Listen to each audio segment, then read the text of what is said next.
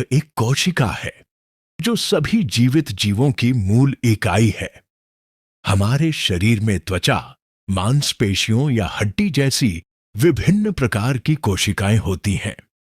इनकी संरचना और कार्य अलग अलग होते हैं, लेकिन इनमें कुछ समान घटक होते हैं, जैसे कि नाभिक। नाभिक में डीएनए होता है जो कोशिका के विकास और कार्य के निर्देशों को कूटबद्ध करता है। यह जानकारी डीएनए के खंडों में व्यवस्थित होती है, जिन्हें जीन कहा जाता है। लगभग हर कोशिका में डीएनए की समान प्रतियां होती हैं, लेकिन यदि सभी कोशिकाओं में वही निर्देश है, तो फिर इतने सारे विभिन्न प्रकार क्यों हैं? इसका कारण है जीन साइलेंसिंग। आनुवंशिक जानकारी को बंद किया जा सकता है। इसलिए विकास के दौरान एक कोशिका केवल उन्हीं निर्देशों को पढ़ती है जो विशिष्ट संरचना और कार्य प्राप्त करने के लिए आवश्यक होते हैं। जीन साइलेंसिंग के लिए एक कोशिका माइक्रो आरएनए का उपयोग कर सकती है। यह शक्तिशाली अणुजीनों को बंद करने में सक्षम होता है, क्योंकि यह मैसेंजर आरएनए को निष्क्रिय कर देता है, जो आनुवंशिक जानकारी को प्रोटीन में अनुवाद करने के लिए आवश्यक होता है। इस प्रकार जीन बंद किए जा सकते हैं।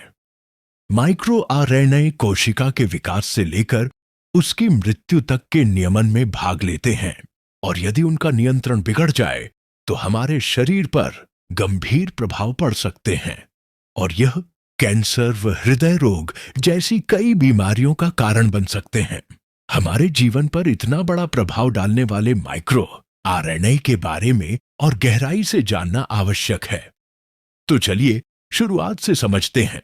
प्रोटीन की तरह माइक्रो आरएनए के लिए कूटित जीन भी डीएनए में नाभिक के अंदर होते हैं। प्रत्येक जीन को आरएनए पॉलीमरेज आई द्वारा ट्रांसक्राइब किया जाता है, जो या तो नियामक या मैसेंजर आरएनए बनाता है। इस मामले में ट्रांसक्रिप्ट एक प्राइमरी माइक्रो आरएनए होता है जो एक विशिष्ट हेयरपिन लूप संरचना बनाता है। यह कई प्रोसेसिंग चरणों के बाद एक नियामक कार्य वाला अंतिम माइक्रो आरएनए बनता है।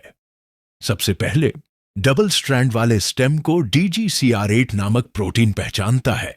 एक एंजाइम जिसे ड्रोशा कहते हैं, DGCR8 के साथ मिलकर माइक्रो प्रोसेसर कॉम्प्लेक्स बनाता है, जो आरएनए को एक छोटे प्रीकर्सर माइक्रो आरएनए में काटने में सक्षम होता है। अब इसे साइटोप्लाज्म में निर्यात किया जा सकता है, जहां यह एक या एक से अधिक जीनों के मैसेंजर आरएनए को निष्क्रिय करेगा। प्रीकर्सर माइक्रो आरएनए को एक्सपोर्टिन 5 नामक ट्रांसपोर्टर अणु द्वारा नाभिक के एक छिद्र से साइटोप्लाज्म में ले जाया जाता है। साइटोप्लाज्म में इसे एक बड़े आरएनएज प्रोटीन डाइसर द्वारा पहचाना जाता है। डाइसर स्टेम लूप को काटता है और एक छोटा डबल स्ट्रैंड माइक्रो आरएनए अणु बनाता है। अगले चरण में आर्गोनॉट प्रोटीन AGO2 डाइसर के साथ मिलकर माइक्रो आरएनए को बांधता है। माइक्रो आरएनए को खोल दिया जाता है और एक स्ट्रैंड को हटा दिया जाता है। बचा हुआ स्ट्रैंड, जिसे गाइड स्ट्रैंड कहा जाता है, AGO2 और कुछ अन्य प्रोटीनों के साथ मिलकर RISC RNA induced silencing complex बनाता है। अब यह अपने लक्ष्य की ओर निर्देशित हो सकता है और एक या अधिक जीनों को निष्क्रिय कर सकता है। लक्ष्य जीन का मैसेंजर आरएनए माइक्रो आरएनए के अनुक्रम के पूरक होता है, जिससे आधार जोड़ीकरण बेस पेयरिंग संभव होता है। एक बार जुड़ने पर रिस्की 2 तरीकों से mRNA को निष्क्रिय कर सकता है। कॉम्प्लेक्स में मौजूद प्रोटीन मैसेंजर आरएनए को काट सकते हैं, जिसे कोशिका द्वारा नष्ट कर दिया जाएगा, या अनुवाद को रोक सकते हैं। इस स्थिति में RISC कॉम्प्लेक्स राइबोसोम उपिकाई को जुड़ने से रोकता है।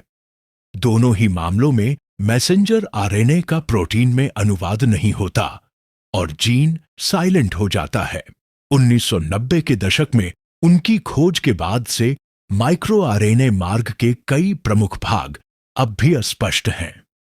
फिर भी जैविक प्रक्रियाओं में उनकी महत्वपूर्ण भूमिका के कारण माइक्रो आरएनए चिकित्सा के लिए बड़ी संभावनाएं प्रदान करते हैं और भविष्य में विभिन्न बीमारियों के प्रमुख उपचारों की कुंजी बन सकते हैं।